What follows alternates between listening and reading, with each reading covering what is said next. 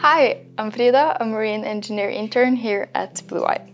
I started as a summer intern in the summer of 2021. We started on a project integrating Cygnus Ultrasonic Thickness Gauge to our Blueye X3. And now I'm going to talk about the mechanical integration. In the front we have mounted the probe with our Cygnus G1 probe handler.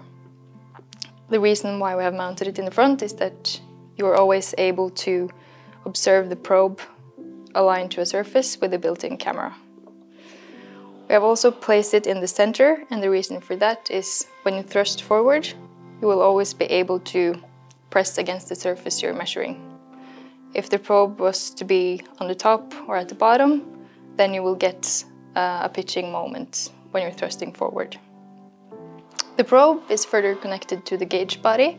The gauge body is placed in the back on top of the battery.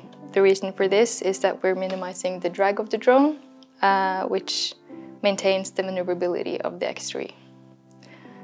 Another reason for placing it in the back is that when we place the probe in the front, we are moving the center of gravity forward, but when we are putting weight on the back, then we are moving the center of gravity back to the original design.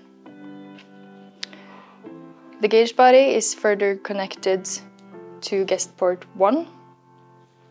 This enables the signals from the measurements of the probe going to the gauge body and into our Blueye operative system. Our CTO Jonas will talk a bit more about the software integration, which in my opinion makes this integration really unique and user-friendly.